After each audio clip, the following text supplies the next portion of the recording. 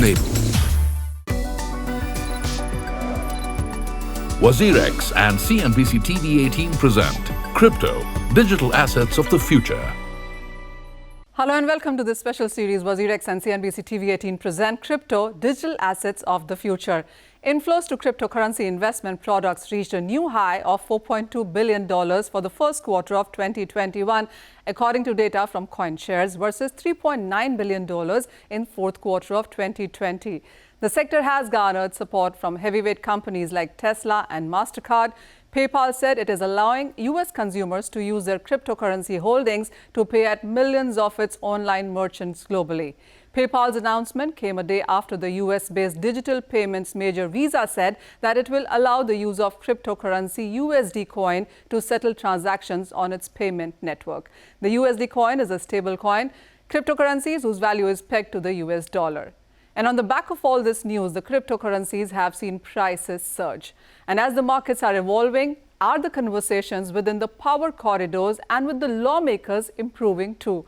That is the question we are asking our guest today. Michael Sonnenshein, Chief Executive Officer at Greyscale Investments, now joins us on the show. Michael, hi, thank you so much for your time. There's just so much happening in the cryptocurrency space, from corporates to institutions to new products coming in, and so many more investors, enthusiasts as well joining this space. First of all, what's your sense on where we stand and how the last 1 year has been? First of all, thank you so much for having me on. I think that 2020 was a really watershed moment in the cryptocurrency landscape. I think that this was a time when cryptocurrency really solidified its role within the investment community as a bona fide asset class, and one that is now generally accepted as not going to go away. During the course of 2020, we saw investors that are some of the most followed and most seasoned investors very publicly come out in support of Bitcoin and actually start allocating in their portfolios to Bitcoin. We saw major corporations begin to add Bitcoin to their balance sheets.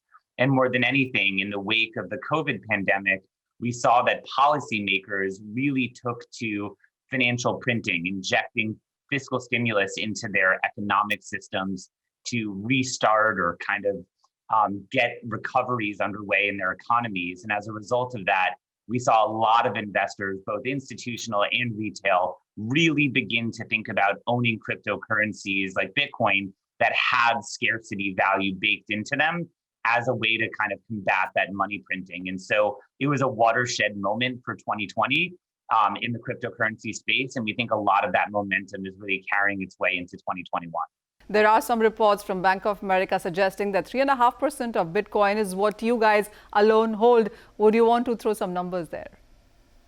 Yes, so Grayscale today is the largest digital currency asset manager globally. We manage about $45 billion, and that's spread across a family of 14 different investment products. So we really act as an access point or as a gateway for many investors to be able to access cryptocurrencies in their investment portfolios. Our flagship product is the Grayscale Bitcoin Trust, which today is the largest Bitcoin fund in the world. And yes, does own underlying its shares over 3.5% of the outstanding Bitcoin supply and growing. And so we are very proud of this product, and it has certainly acted, again, really as an access point for many investors to get into Bitcoin. Michael, as some institutions, corporates, bank, where, even Wall Street seems to be warming up to this space right now. Do you think there is enough instruments, enough products available to satisfy everyone? I think it's really encouraging to see more products coming into the market. There is certainly plenty of space for more market participants to offer products and services around this asset class. And it's very encouraging to see that.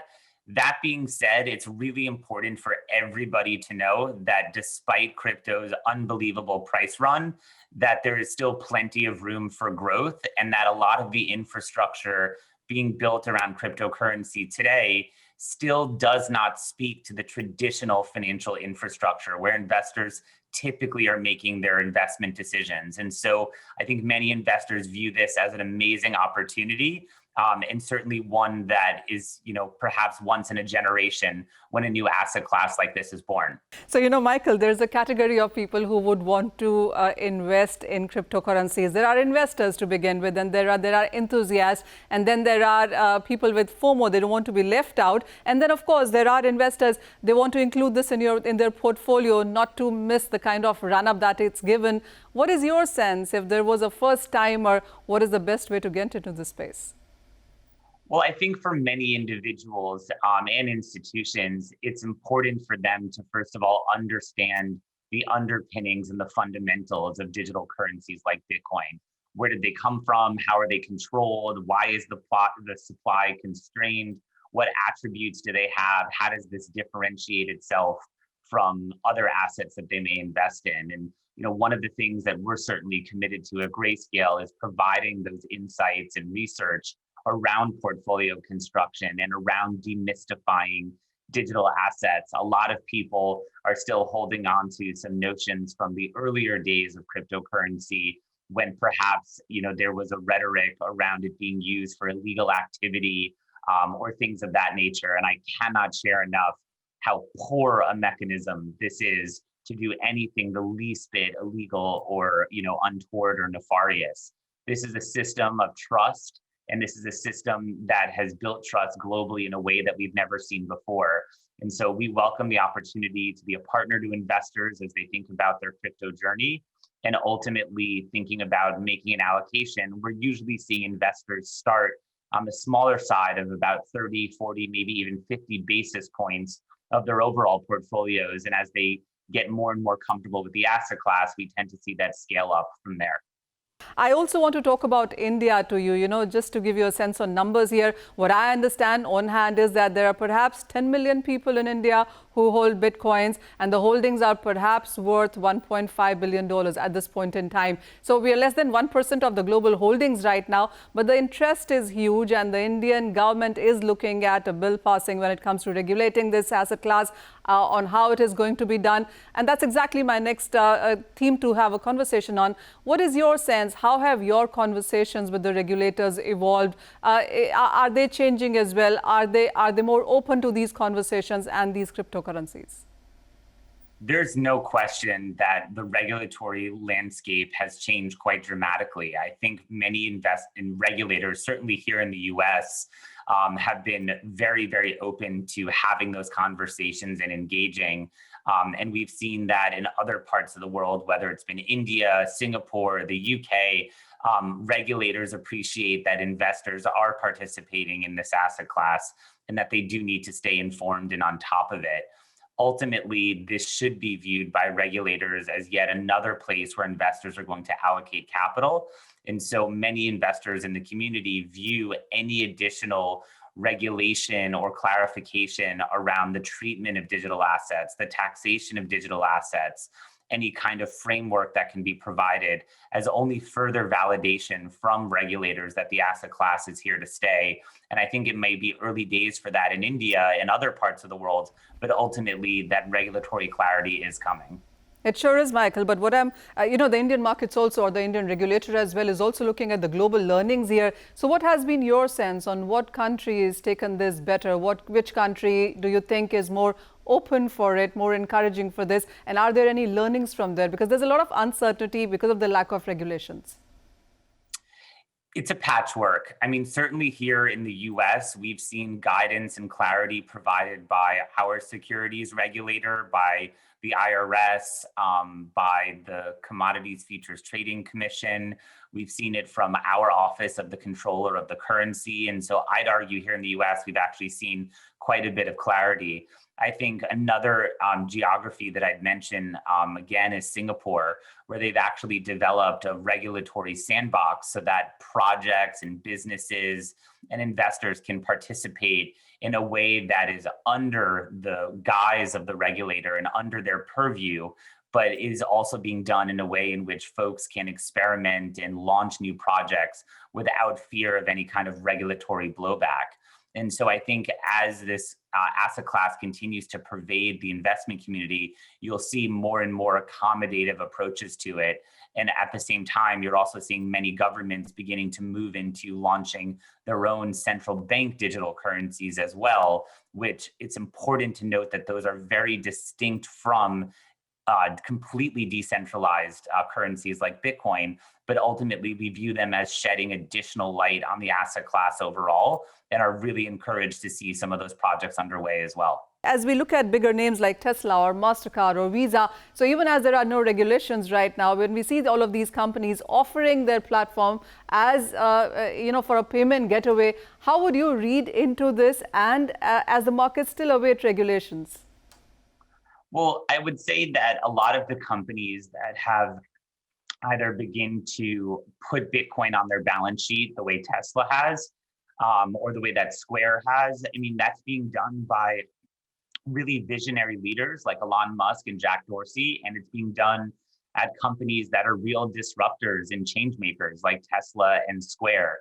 And I think you're going to see over the course of this year, many more companies looking for ways to diversify their balance sheets and add that as a way to generate a different set of returns as they might have idle cash or other investment needs that maybe only digital currencies can solve. At the same time, I think it's super exciting and encouraging from my seat to see major financial infrastructure players like PayPal begin to integrate digital currencies into their offerings so that not only users, but also merchants can begin to accept digital currencies as a form of payment. And that's certainly an area that we think will continue to grow, not just in everyday commerce, but also in things like cross-border payments as well. We'll stop for a very short break here. When we come back, we'll have much more discussion on what is the way forward going from here when it comes to regulations, holdings, and of course, the way this business works. WazirX and CNBC TV18 present Crypto, Digital Assets of the Future. WazirX and CNBC TV18 present Crypto, Digital Assets of the Future. Welcome back to this special series. WazirX and CNBC TV18 present Crypto, Digital Assets of the Future. We are in conversation with Michael, who is CEO at Greyscale Investments. Michael, thank you for staying back. Well, while of course there is so much interest and buying, and we've seen numbers surging, but does it come to you that countries are perhaps stalling when it comes to regulations, each one looking at the other, because somebody has to set a precedent here, and that's not happening? How would you look at, and how much time would you give it before we actually see some set of regulations? Because the whole understanding is that you can't ban it in a country because it gets transferred on a wallet, and this is an international currency. How would you see that going through? I think a lot of countries around the world are, either forming their own opinions about digital currencies, and many of them are also looking to the U.S. I mean, it's important to remember here in the U.S., we've seen guidance from the SEC that Bitcoin is not a security and it's not going to be regulated by them. We've seen commentary from Treasury. We've seen commentary from the Office of the Comptroller of the Currency about having banks being able to support digital currencies. We've seen the Commodities Futures Trading Commission talk about Bitcoin as a commodity. We now have robust regulated futures markets for Bitcoin here. And so I'd argue that here in the US, and certainly businesses like Grayscale are a really important example of companies that are relatively new entrants into this amazing asset class and that are actually using the existing regulatory framework to provide products and services around digital assets. And I think you're going to see a lot of other countries follow suit or take a similar posture to the way that we're seeing that here in the US. What is Outlook 2021 for this space? How much of a way forward do you see it? Well, I think the things to look out for this year are certainly, one, continued participation from major corporates adding Bitcoin to their balance sheet as a treasury or reserve asset, seeing further adoption and products and services being offered by the incumbent and the existing financial services firms. PayPal and Square, these are relatively new firms. So I think you're going to see some of the older legacy firms begin to integrate digital assets into their offerings. I think you're going to see further important investors that are very closely followed, very seasoned investors continue to publicly demonstrate support and disclose their involvement in allocating to digital assets. And I certainly think that you're going to see more gateways open up for investors to begin to get involved in this asset class. And so it's super important for people to pay attention to the ways in which the infrastructure around digital assets is continued to be built throughout 2021 and beyond. When you talk about India, Michael, we only have Indian cryptocurrency exchanges here. I do understand that US has ETFs and future indexes and index funds as well. What is the kind of growth? Do people have appetite for many of these? And, from getting into a fund to investing into it directly to making it a platform for payments, there's a lot of ways that this has evolved. For a country like India, how do you look at the potential here? Because we have seen a lot of investments in startups, various exchanges mushrooming up. There's a lot of investment as far as the human or the personnel, also the skill as well, is seen in. Well, I think one of the amazing things about India is honestly how far ahead India and the Indian people are ahead of much of the rest of the world with respect to their comfort around digital payments. Having spent some time in India and seeing the use of things like, Paytm and other systems where individuals are using digital means to move value between each other, I think lends itself very well to the same types of users being able to get directly involved in digital currencies and having the technological wherewithal to buy digital currency directly, hold it in a wallet directly, and move it between users directly as well. While that's super encouraging, and I think Indians are very well positioned to do that, there's still always going to be an argument for folks who don't want to roll up their sleeves and get directly involved, and will continue to think about using products like investment vehicles or derivatives in order to gain Bitcoin or digital asset exposure as well. How would you look at the kind of disruption this one has put out as an inflation hedge, or even as an asset class, as an investment class, as a portfolio diversifier? It has been called a lot of positive names as well in the last 1 year. The last year actually has been the year of cryptocurrencies. The kind of returns we've seen here hasn't been seen in anything else. Do you see more and more people then joining in? The bigger names clearly seem to be coming in. The Wall Street banks seem to be coming in as well. But do you see other companies, corporates, individuals, high net worth individuals as well start coming in? Certainly. And I think a lot of investors are thinking about Bitcoin as an inflation hedge or as a store of value. I think that we've seen that many investors have historically relied on a various, group of instruments to protect their portfolios when there are downturns in the market or unforeseen events that may cause volatility. And now Bitcoin and digital assets are yet another one of those tools that investors can use in order to protect their portfolios in times of distress. And we've seen it, a couple of times before around major events like Grexit and Brexit and, certain devaluations of certain currencies. And we've seen that kind of flight to safety and investors moving towards Bitcoin. And so I think that role in investor portfolios is a new one, but ultimately one investors believe is probably here to stay. Michael, how soon do you think we will see some stability coming in for this asset class? Because I remember last year it was some 6,000 cryptocurrencies that were available. You could track the prices of those. Last I checked in Feb was some 4,000 odd number. What is worth? Because we do understand 20 cryptocurrencies perhaps make 90% of the market cap here. What is there to watch out for in this space for a newbie? Well, I think we've actually seen a period of kind of lower or dampened volatility in Bitcoin than we historically have before. But I think, again, that's why it's important for investors to realize that this is a new asset class. They may want to think of it as a, almost like a new technology or almost like investing in a startup. And so to not allocate more to digital assets than they may be able to afford to lose. And we generally guide individuals to think about their cryptocurrency exposure over medium to longer term time horizons and to ensure they're comfortable with volatility and having a higher risk tolerance in order to be involved in this asset class, because it is and it will be a distinct set of circumstances that drive digital currency prices differently than investing in equities or bonds or other areas of the market where investors are typically allocating capital. Michael, if you were to advise somebody to diversify their portfolios, what percentage would you advise on cryptocurrencies? Well, I think, again, it's not something that's for everybody. And I want to make sure that investors know that. We think that for those investors that can stomach the volatility, can be patient, can have a little bit of a longer time horizon for digital assets, because it's important to remember this asset class didn't even exist 10, 12 years ago, that they start small. We see a lot of investors maybe start with 30, 40 basis points of their portfolio. And over time, as they get more comfortable, they can add to that position or even think about diversifying into other cryptocurrencies besides Bitcoin. And what would your final advice be to a new investor, a better product, a better currency, if it were?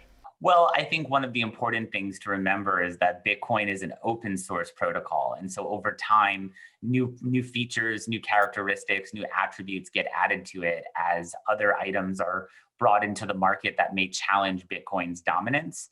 And so we've seen it grow and evolve. And I think that's a lot of what has driven the staying power of Bitcoin and given investors a lot of reassurance that Bitcoin is, again, one of the most and newest trust systems we've ever had globally. And that's why there's so much excitement around it. Oh, well, that point is well taken. Michael, thank you so much. Really appreciate you joining us today. There's a freewheeling chat with Michael on advice to investors, on cryptocurrencies, on the future ahead. And of course, it's been informative, interesting conversation. Thank you so much, Michael, yet again for taking time out for us on CNBC TV 18. That's all the time that we have on the show. Thank you for watching. WazirX and CNBC TV 18 present Crypto, Digital Assets of the Future.